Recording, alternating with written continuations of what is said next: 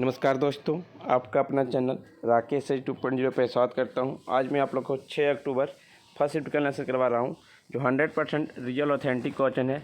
जिनको इसका PDF चाहिए वो हमारे टेलीग्राम ग्रुप से जुड़ सकते हैं। डिस्क्रिप्शन लिंक दे दिया गया है। पहला प्रश्न पूछा गया था फ्रेंड्स, कौन सी पंचवर्षीय योजना में औद्योगिक क्षेत्र में बढ़ावा हुआ? द्वितीय पंचवर्षीय योजना से प्रारंभ हुआ। इसे भारतीय योजना के लक्ष्यों से संबंधित आधारित विचार दिए गए। यह योजना महालनोबिस के विचारों पर आधारित है। द्वितीय पंचवर्षीय योजना औद्योगिक क्षेत्र में बढ़ावा दिया गया। यह आपका 1956 से 1961 ईस्वी तक था। इसके अध्यक्ष जो थे पंडित जवाहरलाल नेहरू थे। प्रश्न पूछा गया था फ्रेंड्स, शास्त्रीय भाषा को कब से जोड़ी गई है? शास्त्रीय भाषा को 2004 से जोड़ी गई है। भारत सरकार ने तमिल को 2004 में शास्त्रीय भाषा का दर्जा प्रदान करने की। आपका दूसरा शास्त्रीय भाषा 2008 में दूसरा शास्त्रीय भाषा आपका संस्कृत है, जिसे 2005 में जोड़ा गया। 2008 में कन्नड़ और तेलुगु को भारत का शास्त्रीय भाषा को दर्जा दिया गया था। मलयालम को 2013 में शास्त्रीय भाषा के रूप में घोषित किया गया था और 2014 में उड़िया को शास्त्रीय भाषा की दर्जा दिया गया था। शास्त्रीय भाषा को 1500 से 2000 वर्ष पुरानी होनी चाहिए, सब शास्त्रीय भाषा में दर्जा प्राप्त होती है। एक प्रश्न पूछा गया था, जैन धर्म में किसे तीर्थंकर कहते हैं? तीर्थंकर का मतलब था संस्कृत में फोर्ड मेकर को जैन धर्म में जीना मतलब विजेता भी कहा जाता है। एक उद्धारकर्ता जो जीवन की पूर्ण जन्म की आधार को पार करने में सफल रहा और दूसरे के अनुसरण के लिए एक मार्ग बनाया, उसे तीर्थंकर कहते हैं। जैन धर्म के प्रथम तीर्थंकर थे ऋषभदेव और जैन धर्म के अंतिम तीर्थंकर थे महावीर स्वामी, जो 24वें तीर्थंकर थे। एक प्रश्न आया था फ्रेंड्स, मेजर ध्यानचंद पुरस्कार 2021 में क्या दिया गया?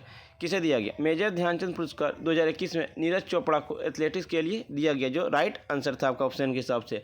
रवि दहिया कुश्ती के लिए, PR श्रीजेश हॉकी के लिए, लवलीना बोरगोहेन मुक्केबाजी के लिए, सुनील छेत्री फुटबॉल के लिए दिया गया।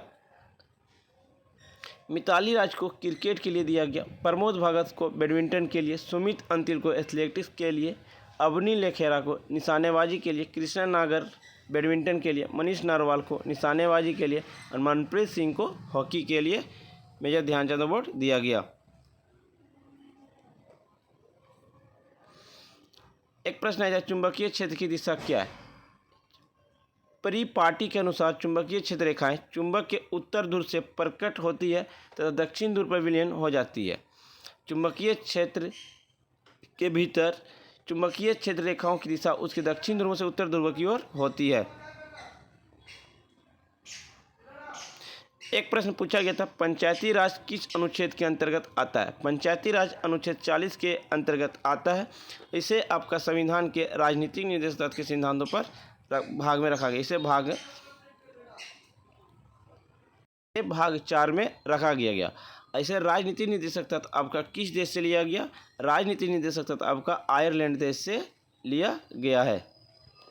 फ्रेंड्स, वीडियो पसंद आ रही तो लाइक शेयर सब्सक्राइब जरूर करें। एक प्रश्न पूछा गया था, मुख्य न्यायाधीश को नियुक्ति किस अनुच्छेद के तहत किया जाता है?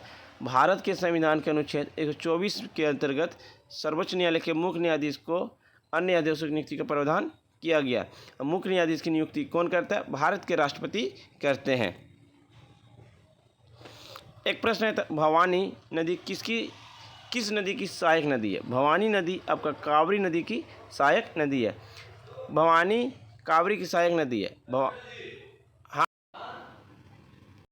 नदी पश्चिमी घाट के नीलगिरी पहाड़ियों से निकलती है, केरल में साइलेंट वैली नेशनल पार्क में प्रवेश करती है और वापस तमिलनाडु की ओर बहती है। कावेरी का अंश सहायक नदियाँ भी है।